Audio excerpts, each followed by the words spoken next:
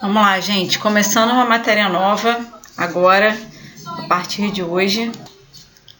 A gente vai fazer devagar, porque é uma matéria complexa, difícil, abstrata. Não é uma coisa que vocês veem no dia a dia. Então, mais difícil, né, do que as últimas matérias, principalmente a última. E a gente chama de histologia, né? Histologia significa estudo dos tecidos. Então, a gente tem a citologia, que é o estudo da célula. O conjunto de células forma um tecido, né? Então, a gente está aqui nos tecidos animais. Então, em termos de conceito, né?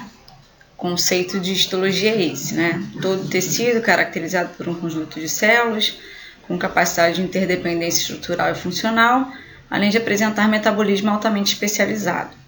Então, cada tecido é único, né? Tem as suas próprias características e o seu próprio metabolismo. Tá? Nessa observação aqui que eu botei multicelularidade é diferente de capacidade de formar tecido. O que significa dizer? Que não exatamente todos os indivíduos que são multicelulares, quer dizer, que tem várias células, eles exatamente formam tecidos, né? Isso é matéria para o ano que vem, mas os poríferos, que são as esponjas, eles são indivíduos que são multicelulares, até porque são animais e dentro do grupo de animais todos são multicelulares, mas eles não formam tecidos verdadeiros, tá? Bom, os 4 tecidos que a gente tem, né, no grupo dos animais são esses 4 aqui na lateral: epitelial, conjuntivo, muscular e nervoso. Nessa aula a gente vai começar a falar só do epitelial. Todos os tecidos de um vertebrado adulto apresentam 3 origens germinativas possíveis. Como assim? Quando a gente ainda é embrião, né, teve lá o processo de fecundação, né, espermatozoide fecundou o óvulo e formou a célula ovo ou zigoto, que é a célula que vai originar um indivíduo, né, um feto, e depois vira um embrião, na verdade, depois vira um feto, depois um indivíduo, né, como agente depois do nascimento. Então, quando ele ainda está lá na fase de embrião, né, bem pequenininho ainda, existem 3 folhetos embrionários ou folhetos germinativos que vão ser responsáveis por formar cada parte do nosso corpo, tá? O nome desses folhetos são diferentes, né? Então a gente tem 3 folhetos ou 3 origens, tanto faz: ectoderme, mesoderme e endoderme. Aqui é uma representação só para vocês terem uma noção. Então, a endoderme ou endoderma, tanto faz, é o folheto mais interno, tá? Então, prefixo endo significa dentro, tá? No meio, a gente tem um mesoderma. Meso, prefixo, significa meio. E o mais externo é o ectoderma. Ecto significa fora, tá? Cada folheto desse é como se fosse realmente uma folha, tá vendo? Só que cada quadradinho desse é uma célula, tá? Então, cada estrutura dessa, cada folheto desse vai formar alguma estrutura nesse indivíduo com o passar do tempo. Bom, aqui é um quadro informativo sobre o que cada folheto forma, né? Vou começar aqui por baixo pelo endoderma, que é o mais interno.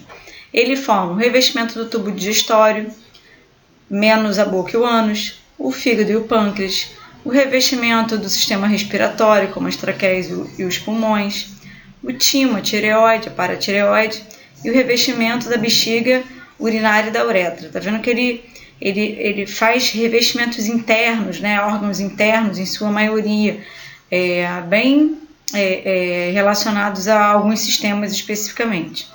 O mesoderma, que é o tecido do meio, ele forma os tecidos conjuntivos, que é um tecido que tem várias possibilidades, né, vários exemplos. O sistema circulatório, com o coração, os vasos sanguíneos e o próprio sangue. O sistema urinário e genital, o pericárdio, que é envoltório do coração, a pleura e o peritônio também dessa região. Já a ectoderme é o folheto mais externo, né? Então ele forma o sistema nervoso, a hipófise, o cristalino e a córnea dos olhos. Cristalino também é uma parte do olho. Epiderme e seus anexos, esmalte dos dentes, mucosa da boca, do ânus e do nariz, glândulas sudoríparas, sebáceas e mamárias. Tem que saber tudo isso? É importante saber a maioria, tá? Exercícios servem para isso, tá? Então, fiquem tranquilos que aos poucos. Então, começando pelo tecido epitelial, né, que é o primeiro, esse tecido epitelial é um tecido de revestimento. Revestimento significa proteção, cobertura, né? Então, ele é um tecido de revestimento, tanto interno quanto externo do nosso corpo, tá?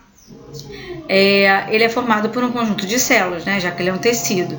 Essas células que formam o tecido epitelial, elas são células poliédricas e justapostas, então tem esse formato e elas são juntinhas umas das outras, tá? Então a gente costuma dizer que não tem muito material intercelular entre elas, quer dizer, material, substância, secreção entre as células porque elas estão coladas, né? Uma colada na outra, tá? Então pouca substância passa entre essas células, tá? Então a gente costuma dizer que esse tecido é um tecido avascularizado. A é prefixo de negação, tá? Vascular é um tecido que passa vasos sanguíneos, né? No caso, capilares, que são vasos finos, tá? Então, eles não são vascularizados, justamente porque não tem espaço, tá? Entre eles. Então, como eles são nutridos, né? Eles são nutridos por um tecido conjuntivo adjacente, que vai estar do lado dele, tá? As funções de um tecido epitelial são funções de proteção, de absorção, sensorial, né, de percepção, né, de sentir as coisas, e secretora, que tem a ver com secretar, né, eliminar substâncias. A origem desse tecido, as origens desse tecido tem a ver, inclusive, com a parte glandular. Esse tecido epitelial, ele tem essa situação de ser de proteção, né? Então, ele reveste camadas e tecidos e órgãos externos e internos. Então, ele reveste um órgão por dentro e por fora, né? É a nossa pele, por exemplo. Então, revestimento é isso, proteção, é cobertura. E também ele forma as glândulas do nosso corpo, tá?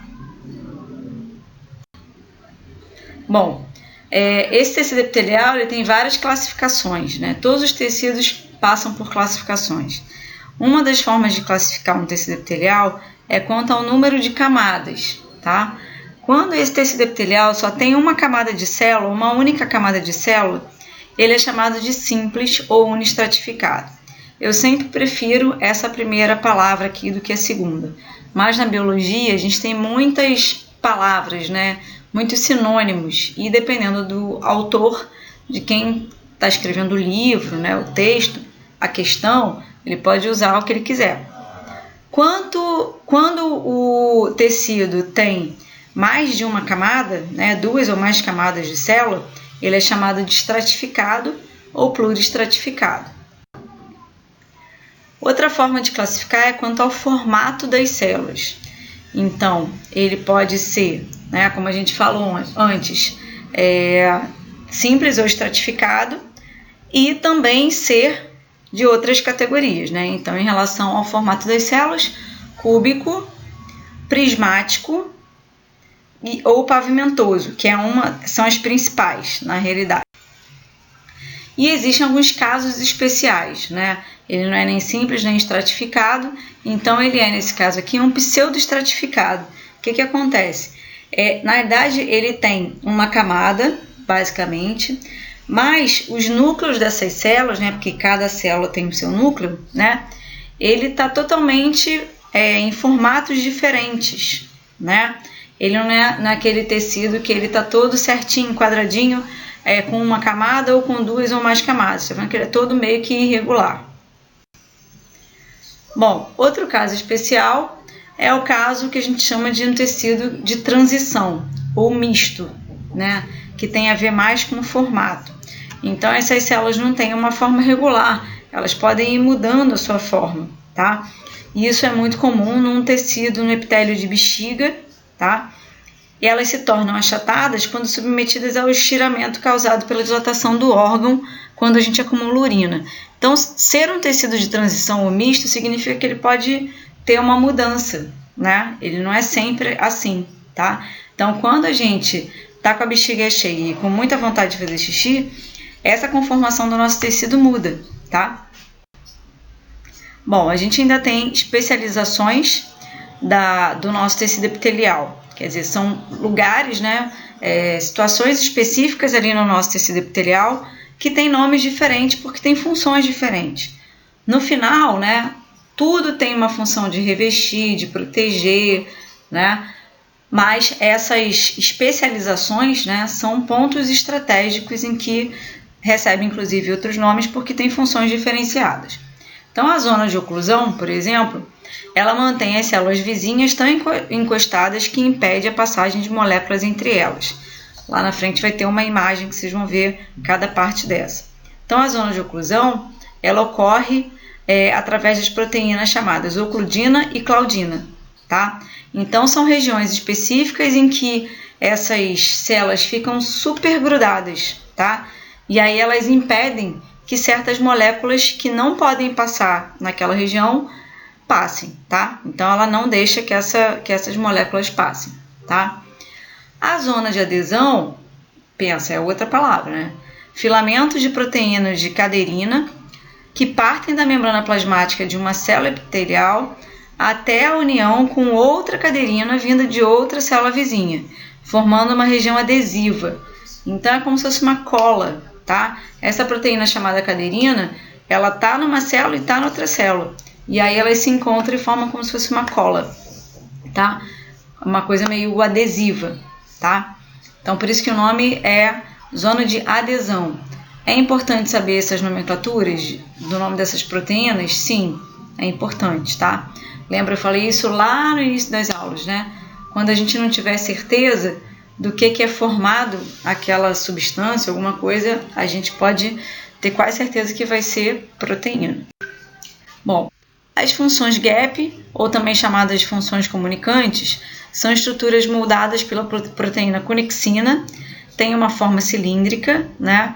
Ela expõe minimamente ali o citoplasma das células vizinhas, mas nesse caso ela permite a passagem. As outras zonas, elas tentavam impedir a passagem de certas moléculas. Aqui, na realidade, a ideia é permitir a passagem de moléculas e de íons, tá? Os desmossomos são placas circulares formadas pelas proteínas desmoplaquina ou placoglobina que conectam células vizinhas. Elas são como se fossem botões, sabe? Botões de pressão, tipo o botão de calça ou de blusa, né? Então, elas se conectam naquele ponto específico, tá? E se fixam com muita força, tá? A lâmina basal é um tapete molecular formado por glicoproteínas e colágeno, onde está ancorado o tecido epitelial. Então, lá na superfície ali de um tecido epitelial, a gente sempre tem uma lâmina basal. É uma linha, né? Ela é fina até, mas ela é composta de glicoproteínas e colágeno. As interdigitações são saliências e reentrâncias que possibilitam encaixe entre células vizinhas. Então, na realidade, é como se fosse uma variação, né, de uma membrana que vai fazer um encaixe, né? Interdigitação, eu posso falar para vocês, para tentar fazer com que vocês entendam, como se fossem os nossos dedos das mãos entrelaçados uns nos outros, tá? Então, saliências e reentrâncias que se encaixam, tá? Então, como se você pegasse as suas duas mãos e entrelaçasse seus dedos, tá? As microvilosidades, que ficam em algumas regiões, como por exemplo no intestino delgado, né? É uma variação da membrana interna do intestino delgado que amplia a superfície de contato com o meio, né?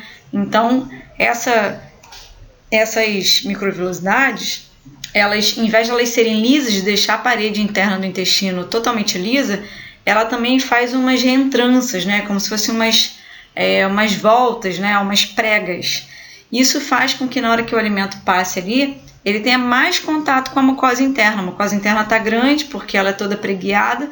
Isso faz com que a gente absorva melhor os nutrientes. Existem algumas pessoas que têm alguns problemas intestinais, como algumas doenças, tipo doença de Crohn, né?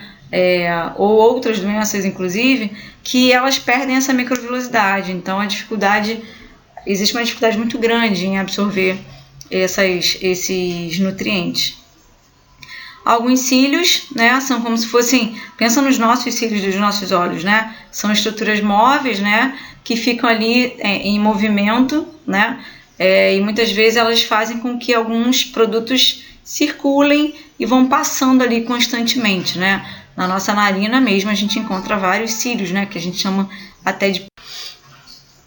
Então aqui vocês conseguem perceber algumas dessas estruturas, né, zonas de oclusão, ou junções oclusivas, zonas de adesão. Na verdade, é o que eu falei, né? Cada autor pode mudar uma nomenclatura aí, tá? Os desmossomos, que eu falei que são como se fossem botões, né? As junções comunicantes ou junções gap. Existem outras aqui, né? Pregas plasmáticas, mas não precisa se ligar nisso. A lâmina basal, né? Que é uma camadinha aqui fina. E os hemidesmossomos, que é uma variação dos desmossomos. Bom, além dessa função de revestimento, né, o tecido epitelial também tem a função de secretar substâncias. Então, é a parte que a gente chama de tecido glandular, tá? Então, essas glândulas, elas são especializadas na produção e eliminação de substâncias. Elas se formam por proliferação de células para o interior do tecido conjuntivo subjacente, quer dizer, que está do lado ali dele, e depois vão se diferenciando. Essas glândulas elas podem ser unicelulares ou multicelulares, ter uma única célula ou ter muitas células, que na realidade é a maioria. Elas podem secretar substâncias espessas, né, grosseiras, né, como por exemplo as mucosas, né, as substâncias que são os mucos, e as substâncias fluidas, né, mais aquosas, né? Então, que são a gente chama de serosas, ou uma mistura entre elas. Bom, as glândulas podem ser classificadas, né? Existe uma classificação aí para cada tipo de glândula. Uma das formas de classificar é quanto ao destino da secreção. Para onde a secreção que essa glândula produz, para onde ela vai, onde ela cai. Então, uma glândula exócrina é uma glândula que produz substâncias e elimina essa substância para fora da corrente sanguínea, e pode ser fora do corpo ou pode ser dentro de alguma cavidade, tá? Então, esse prefixo exo é fora, né? Externo. Então, glândulas salivares, glândulas sudoríparas. Glândula salivar produz saliva e joga ela dentro da boca. Glândula sudorípara produz suor e joga para fora do corpo. Nenhuma delas joga a sua secreção para dentro da corrente sanguínea.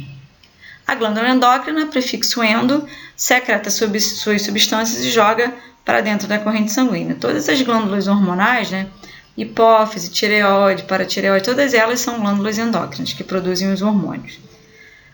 E a gente também tem as glândulas mistas, ou também chamadas anfícrinas, que tem as duas partes, as duas porções. Ela tanto faz uma função quanto outra.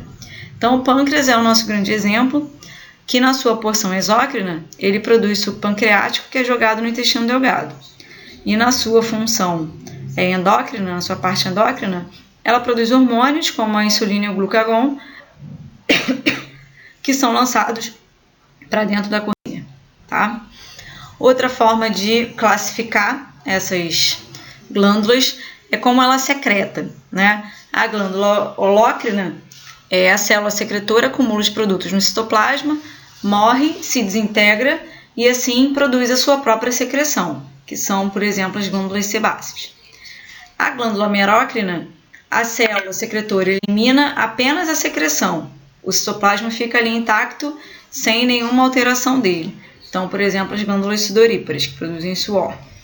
E a glândula apócrina são as células secretoras que perdem parte do citoplasma só ao eliminar seus produtos, mas ele consegue regenerar esse citoplasma, tá? Então, a glândula mamária, que produz a possibilidade de uma produção, né, de leite, no caso dos mamíferos que amamentam seus filhotes. Então, vocês veem, para vocês perceberem, né, a diferença, é essa forma com que ela secreta seus produtos, né? A célula inteira se desintegra, né? E tudo isso é uma secreção. Ela só elimina a secreção, mas mantém o citoplasma, ou é uma parte desse citoplasma só que é jogada. Então, aqui só para vocês verem o sistema, né? Então, aqui a célula, algumas se desintegram, né? E ela elimina os seus produtos, né? A merócrina, ela produz uma secreção, mas as células aqui estão intactas, né? Os citoplasmas, por exemplo. E aqui numa célula apócrina é meio que uma mistura, né? Ela elimina a secreção, um pouco dessa porção de citoplasma é liberada e outras não. Dificilmente uma questão pergunta, né? Que glândula é essa? A gente nem fala isso, você vê. Não é de praxe cair em questões que fiquem perguntando que tipo de glândula é a glândula tal. A caracterização mais importante é a primeira, que é de glândula endócrina, exócrina ou mista.